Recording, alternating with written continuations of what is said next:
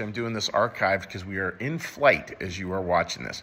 So what I wanted to talk about today is sort of what happens when we start to slip. And it's interesting with our spiritual lives. Our spiritual lives go through many different phases, and it's still a belief in God as the root, but that belief will look different at different times. And it's not that one time is more true than another time. It's just the evolution of humanity. You think about how a 2 or a 3-year-old might see God versus how a 20 or 30-year-old versus how a 60-year-old versus how an 8-year-old. They're all going to be slightly different views, more evolved views, but each one is right in its own context. And it's interesting how like with spiritual perspectives, how we go through these times, and this gets to the dark night of the soul stuff.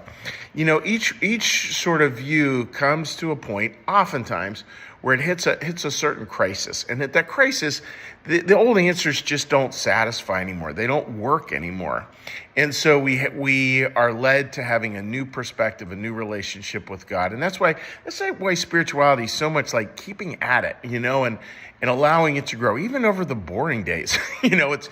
It's real important. And this is a passage here. This is from the book Secrets of Heaven, 2354, and it's talking about when a phase ends, when a certain, and here he's using the phrase church here, or religion, when a church or religion goes, and we can look at that both as a, this church has lost its way, but then we also can come back to say, like, it's church, because church is always an individual thing as well, that this is when we lose our way and an old form dies. What does that look like? These words depict the final phase of a spiritually devastated religion. That is one in which faith starts to disappear because charity does. In that faith, as noted, people oppose doing good out of neighborly love and so have no faith. In particular, they refuse to acknowledge divine humanity and the Lord's divine humanity and holy influence. It's really interesting to take a look at that, because there's a number of things, and this is just like Christian New Church Theology 101. The big danger is not atheism per se. I mean, I don't recommend atheism. I'm clearly not an atheist, and I don't think it's a great perspective to have. That's my own judgment. But that's not the one where we're given particular caution about. We're actually given much more caution about a religious perspective that becomes self-serving. Because I think a religious perspective that becomes self-serving can be very misleading for ourselves and for other people, because we put a religious patina on our ego. In other words, this is what my ego, this is what my narcissistic part of myself wants to do, and I'm going to dress it up to look like religion, but it's really not. Underneath, it's very corrupt. And that's, we can see where that goes crazy. 9/11 being, I think the prime example of that. And it's intriguing here as well, friends, like how do we start to, so that phase ends, and as that phase ends, and it's interesting where it talks about that phase ending, and you can kind of see what the seeds might be. So if that phrase is ending because charity disappears, because loving goodness disappears, because doing good from love disappears, because this idea of the divine humanity disappears, it's obvious that those are going to be the seeds as well. I mean, that's the beautiful part. We look at the decline, but it's also clearly with the finger pointing to the way forward.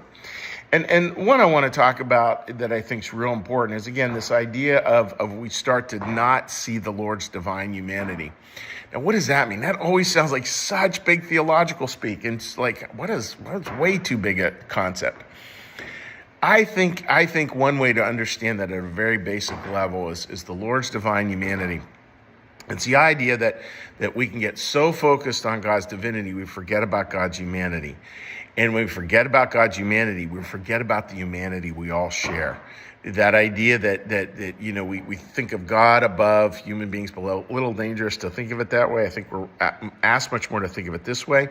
That's why the divine has to be we have to put divinity and humanity together. And then once that humanity connects down at this level, all of a sudden we start to see that humanity in other people.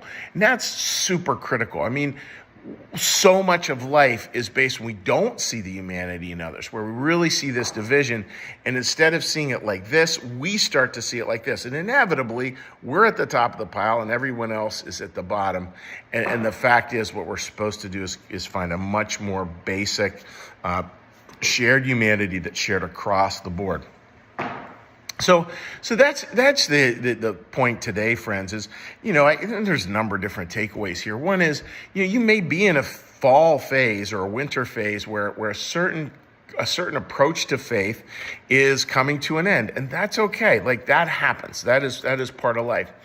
And what you want to do is you want to sort of pull those seeds out of it, and those seeds that dealing with charity, loving other people, serving the neighbor, God's divine human, which is like seeing humanity amongst all people, seeing what we all share as God's creation.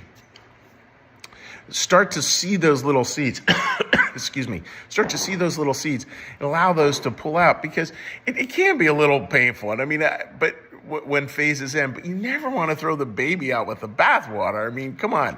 Like, there are beautiful things we are to carry forward in our faith too. And it's sort of, these kinds of conversations, they always give me so much more patience, with other people, because my ego sort of has a pretty firm idea about where they quote need to be, which is not good, and it's none of my business, and God's taking care of it. Thank goodness I'm not in charge of any of those things. And this kind of teaching kind of puts us back into, we need to be right-sized. My job is just to see the shared humanity that we have and continue to serve out of love as best I can, both when I'm going through changes and when I'm seeing others go through changes. So I hope that makes sense, dear friends. And what we're going to do now is we're going to take a little breath. And what we're going to do is we're going to do a little prayer, a little meditation, and we will not be saying hello. We'll say hello to you in archived form later on. So you're more than welcome to leave a note on Facebook, and I will respond in due kind.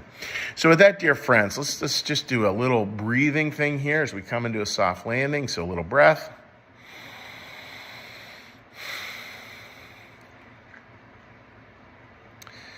Be still and know that I am God. Be still and know that I am.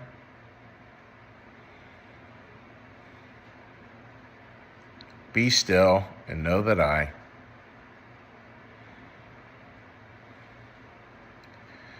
Be still and know that. Be still and know. Be still and. Be still. Be. Our Father, who art in the heavens, hallowed be thy name. Thy kingdom come, thy will be done, as in heaven, so upon the earth. Give us this day our daily bread, and forgive us our debts, as we also forgive our debtors. And lead us not into temptation, but deliver us from evil. For thine is the kingdom, and the power, and the glory forever. Amen. May the Lord bless you and keep you. May the Lord make his face to shine upon you and be gracious unto you. May the Lord lift up his countenance upon you, bring you peace, and bring you home. Amen. All right, dear friends, we'll see you tomorrow. Bye-bye. Like our content? It's funded by viewers like you.